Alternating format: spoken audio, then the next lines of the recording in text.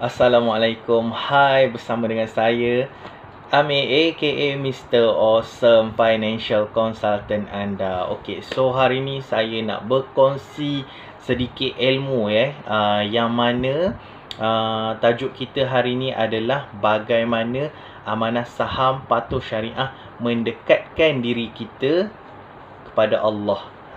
Macam tu. Okey, ramai orang yang bila dia dengar pasal saham, okey, dia akan ingat keuntungan. Yang tu memang ramai, mostly.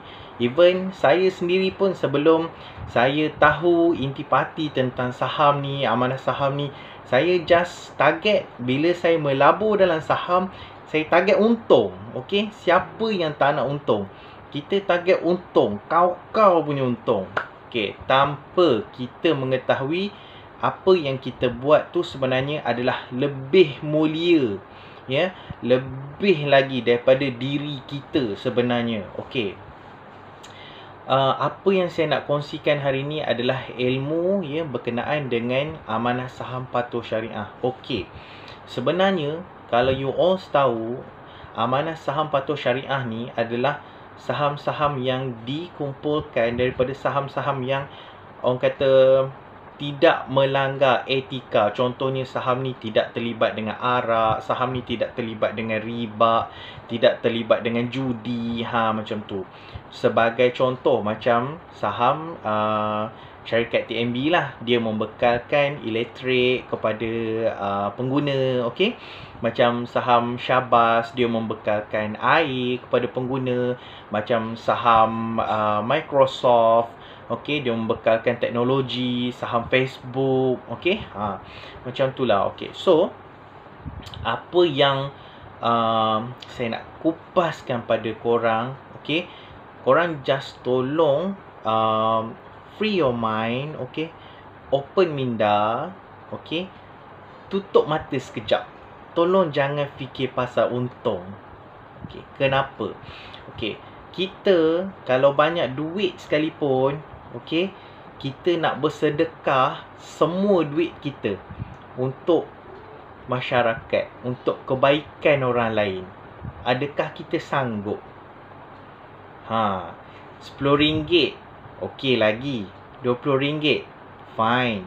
RM50, dah tengok atas bawah kan.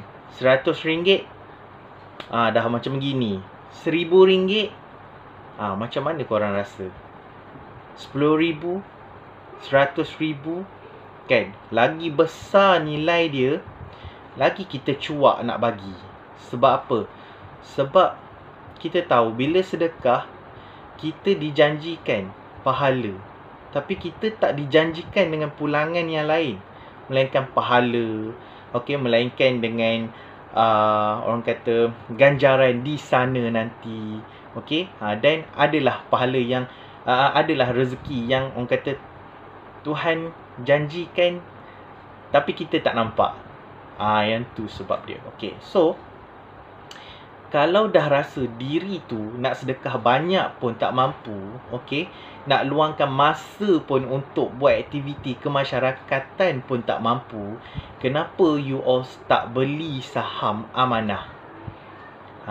Saham amanah patuh syariah ni, contohnya kalau kita melabur dalam syarikat TNB, okey, secara tak langsung duit kita digunakan oleh TNB untuk bina prasarana baru. Okey, contohnya ada kampung yang masih tak dapat elektrik. So, duit kita ni digunakan untuk bina prasarana, untuk bekalkan elektrik ke kampung-kampung tersebut, ke kawasan luar bandar. Okey, dalam masa yang sama, TNB juga bila dia dah banyak facilities, of course dia perlukan pekerja.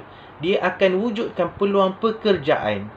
Nampak tak? Dengan duit kita yang tak seberapa tu, kita beli saham, tapi sebab ramai orang yang beli, okey, syarikat ni dia jadi banyak modal, dan dia boleh menghasilkan banyak projek, dan dia boleh menghasilkan orang kata banyak peluang pekerjaan, yang mana yang memang beri manfaat kepada orang lain. Daripada duit kita yang sikit tu, satu unit saham tu mungkin nilai dia dalam 30 sen macam tu. Nampak tak? Okey, so sebab tu saya kata jangan pandang untung dulu. Cuba kita niat kita beli saham ni untuk bagi kebaikan kepada orang lain, bagi kebaikan pada manusia lain.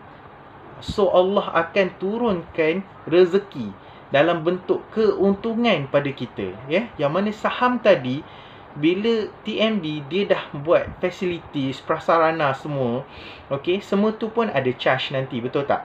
So dekat sini dia akan raih balik, ya. Yang mana pelaburan kita tadi dia akan menghasilkan keuntungan. Okey, so katalah kalau you all beli saham hari ni, tiba-tiba saham tu jatuh. Okey, so apa you all nak buat? You all tahu tak, sebenarnya beli saham ni ibarat kita ni berniaga. Rezeki berniaga ni bukannya selalu ada. Hari ni mungkin ada, hari esok mungkin tak ada, hari lusa mungkin berganda, hari kemudian mungkin orang kata tak pulang modal, macam tu. Tahu tak? Okey, so sekiranya iman kita betul-betul kuat, okey, niat kita betul untuk melabur, so kita sebenarnya bila pasaran jatuh tu, okey, kita sebenarnya perlu lebih dekatkan diri dengan Allah. Okey, contoh kita nampak, oh duit kita masa beli 1 unit RM10. So sekarang ni 1 unit tinggal RM8. So dah negatif 20 kita rugi dekat situ. Tapi actually tak rugi pun. Sebab saham tu selagi kita tak jual, kita tak akan rugi. Dia cuma susut nilai je. Unit dia tetap sama, 1. Dia takkan turun 0.8 unit, takkan. Okey, unit dia tetap 1.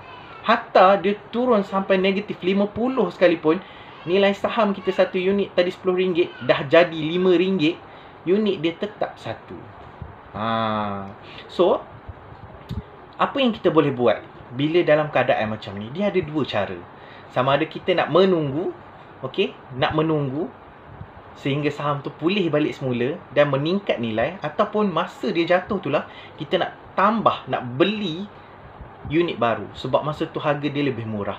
So nanti bila dia naik lagi cepat kita untung. Tu cara dia. Okey. Tapi macam saya sebenarnya, bila time dia jatuh, hati kita mesti duk-dak, betul tak? So apa kata masa dia jatuh tu, banyakkan, dekatkan diri kita pada Allah. Ya Allah, kan? Jangan doa untung selalu. Jangan. Cuba kita doa macam ni pula. Tukar perspektif kita berdoa. Tukar pandangan kita. Cuba kita doa, ya Allah, aku tahu sekarang ni saham aku tengah jatuh, kan? Sebab aku tahu tengah banyak modal yang digunakan untuk syarikat-syarikat tersebut bina prasarana untuk kebaikan orang lain. Ya Allah, andainya betul niat aku melabur kerana-Mu, ya Allah, Kau jadikanlah pelaburan aku ni bermanfaat pada orang lain, dan Kau limpahkanlah aku keuntungan yang Kau janjikan. Doa macam tu. So makin lama korang akan rasa diri korang dengan Allah semakin dekat tau. Sebab niat kita betul. Okey, saya dulu melabur memang saya nak untung. Aku nak untung. Bila jatuh saham kita, walaupun duit kita still ada, okey, tapi bila jatuh kita rasa macam, oh sakitnya hati. Kenapa kau jatuh? Kenapa kau jatuh? Kenapa kau tak naik-naik, kan? Nak tunggu pun macam orang gila.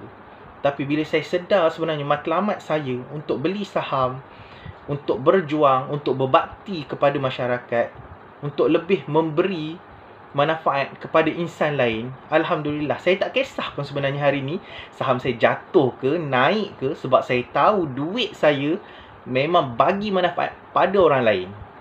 Dan alhamdulillah, saham saya yang mana yang pernah jatuh, susut nilai semua, alhamdulillah Allah bagi nikmat yang berlipat-lipat kali ganda. Itu kita kena faham tentang saham. Okey, jadikan pembelian kita dalam saham ni satu amalan, ibadat. Okey, sebenarnya kita beli saham ni adalah kita nak beribadat kepada Allah. Dapat tak?